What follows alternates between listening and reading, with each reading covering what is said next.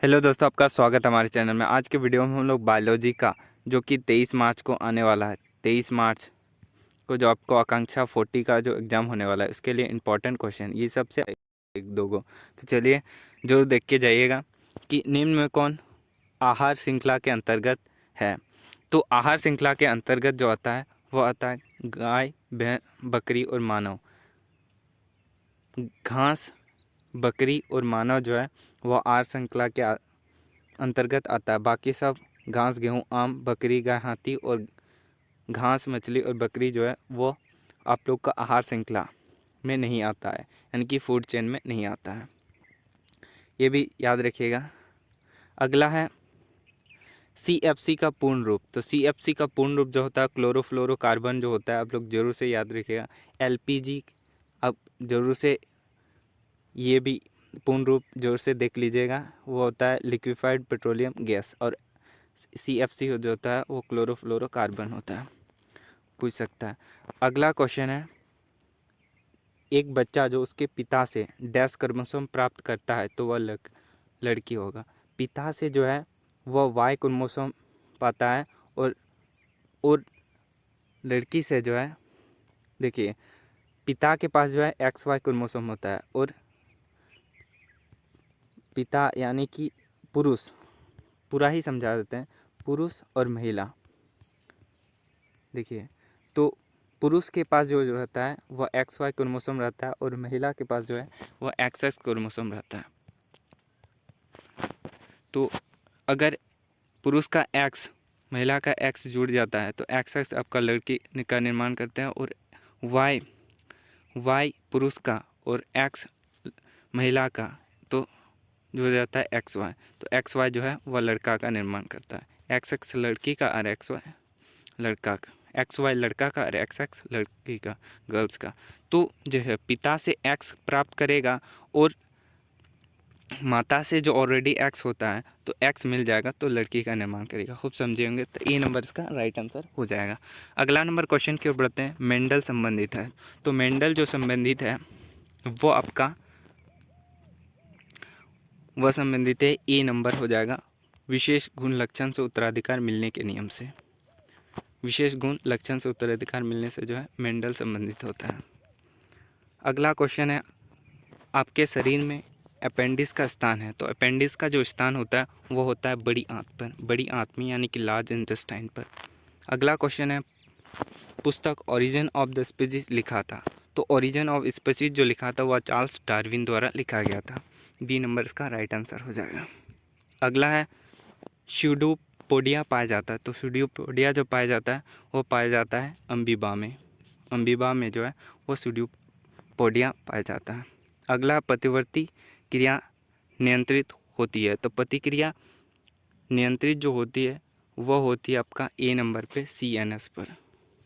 CNS पर जो है वह प्रतिवर्ती क्रिया नियंत्रित होती है। बाकी सब देख लीजिएगा। प्रतिवर्ती क्रिया हो गया और एक क्या हो गया, वो आप दो प्रकार का होता है तो प्रतिक्रिया आप देख लीजिएगा।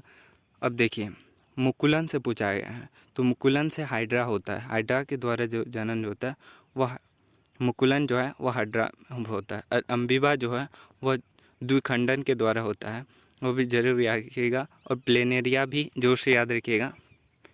प्लेनेरिया शायद से भूखंडन होता है, तो जरूर से याद रखिएगा। अगला है, पक्षाम्बी पेशी पाई जाती है।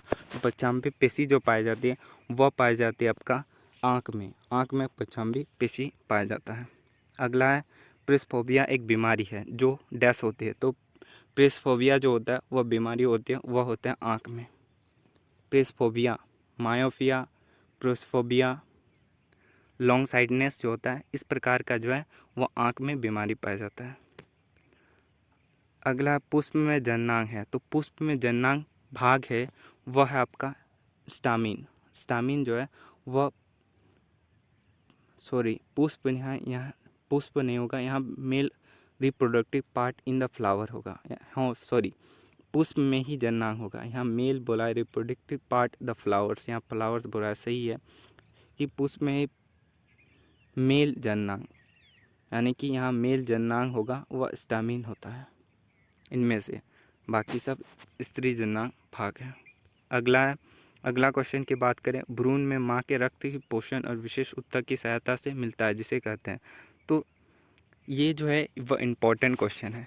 ये जो है वह प्लेसेंटा से जो है माँ को जो है भ्रूण यानी कि बच्चा को जो है वो पोषण मिलता है।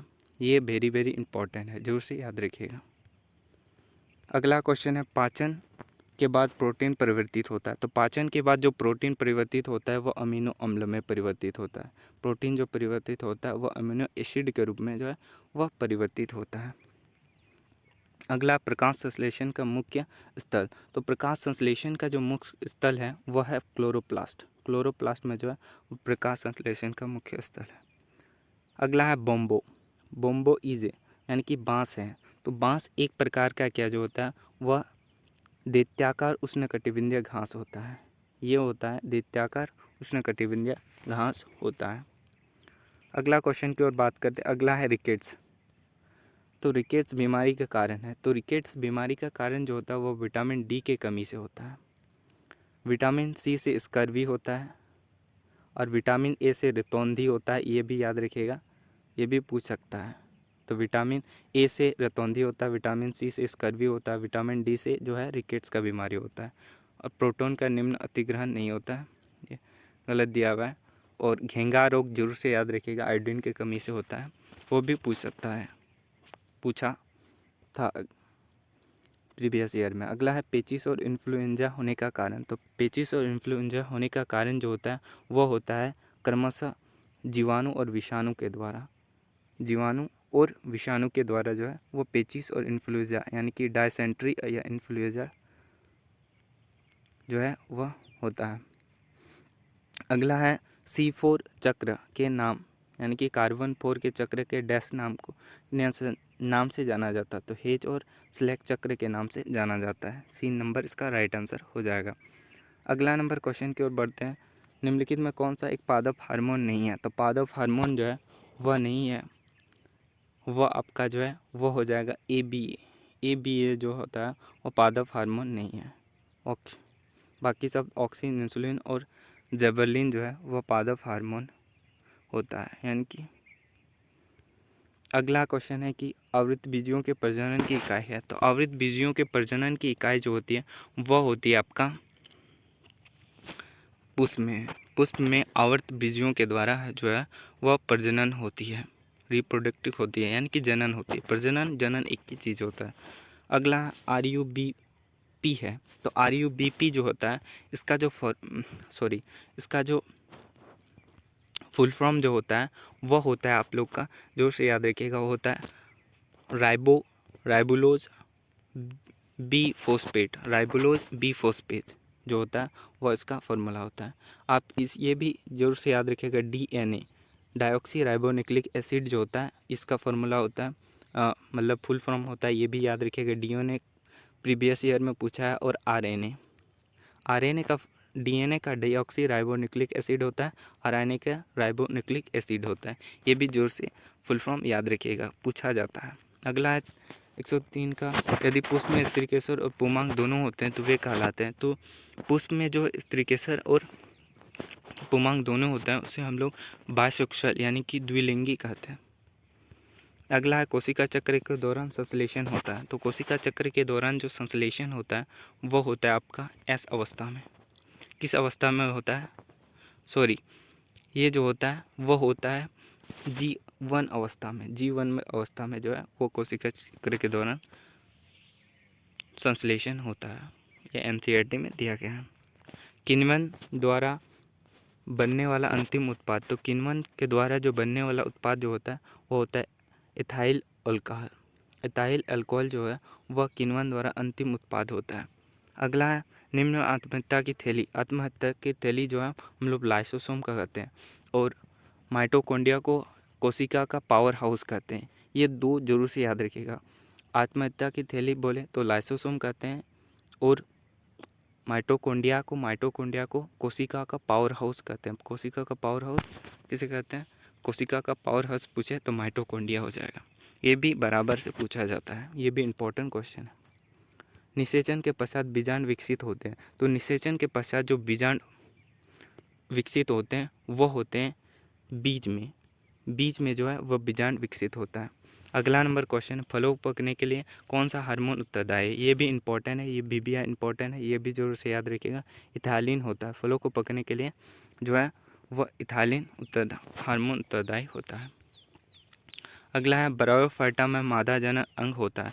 तो ब्रायोफाइटा में मादा जनन अंग जो कहलाता है वह कहलाता है आपका ऑर्चिगोनियम में। ऑर्चिगोनियम जो है वो ब्रायोफाइटा में मादा जनन अंग कहलाता है। अगला 110 की बात करें, विनाइट्रीकरण के द्वारा होता है। तो विनाइट्रीकरण जो होता है वो होता है आपका स्यूडोमोनस में जो है वह विनाइट्रीकरण के द्वारा होता है। अगला है, अदरक एक रूपांतरित है। तो अदरक जो है एक प्रकार का आप लोग का देखिए तना है। अदरक जो एक प्रकार का तना होता है। अगला है, डबलाम्बर द्वारा कोशिकाएं पाई जाती है। तो डबलाम्बर द्वारा कोशिका पाए जाते हैं एक बीजपत्री पत्ती में जो है मोनोकोट लीफ में जो है डिब्लांकी द्वारा कोशिका पाई जाती है। अगला क्वेश्चन की ओर बात करें, मानव में उत्सर्जित पदार्थ है। तो मानव में उत्सर्जित पदार्थ जो होता है वो होता है आपका यूरिक अम्ल और यूरिया। यूरिक अम्ल जो है और यूरिया जो है मानव का उत्सर्जित पदार्थ होता है, यानी कि उत्सर्जन तंत्र। यानी कि अगला क्वेश्चन है, यानी कि उत्सर्जित मतलब शरीर से बाहर निकलने वाले हानिकारक पदार्थ को हम लोग उत्सर्जित पदार्थ करते हैं। अगला है, कोशिका का अर्धसूत्री विभाजन। तो कोशिका का अर्धसूत्री विभाजन जो होता है वो होता है आप लोग का माइटोसिस में जो है कोशिका अर्धसूत्री विभाजन होता है। अगला है, तंत्रिका आवेग प्रवाहित होता है। तो तंत्रिका आवेग जो होता है वो प्रवाहित होता है आपका विद्युत संकेतन द्वारा आप लोग का तंत्रिका आवेग प्रवाहित होता है। अगला, इंसुलिन के द्वारा डैश होता है। तो इंसुलिन के द्वारा जो है डैश स्रावित होता है। तो वो होता है आप लोग का अग्नाशय के द्वारा स्रावित होता है इंसुलिन। अगला क्वेश्चन की ओर बढ़ते हैं, वायरस विषाणु। तो विषाणु जो है वह जरूर से याद रखिएगा, वो होता है एक कोशिकीय यानी कि एकुलर होता है। ये जरूर से इम्पोर्टेंट क्वेश्चन है, जरूर से ये आप लोग गलती कर सकते हैं। तो एक कोशिकीय होता है। अगला है, कुहनी का जोड़ किसका उदाहरण? तो कुहनी का जोड़ जो है वो आप लोग का हिंज जोड़ होता है। हिंज जोड़ जो है वो कुहनी का जोड़ का उदाहरण होता है। अगला क्वेश्चन की ओर बात करें, वसा का सबसे साधारण रूप। तो वसा का सबसे साधारण रूप जो होता है वो होता है वशीय अम्ल। वशीय अम्ल जो है वह वसा का सबसे साधारण रूप होता है, सिंपलेस्ट फॉर्म होता है। लास्ट क्वेश्चन की बात करें, डीएनए और आरएनए में किसके होने का कारण भिन्न होता है? तो डीएनए आरएनए से जो है वह भिन्न होता है एक से, यानी कि थायमिन की कमी से। थायमिन नहीं होता है जो है तभी डीएनए जो है भिन्न होता है आरएनए से। तो वीडियो अच्छा लगा तो वीडियो को जरूर से लाइक से सब्सक्राइब करिएगा। मिलते हैं अगली वीडियो में, तब तक के लिए जय हिंद।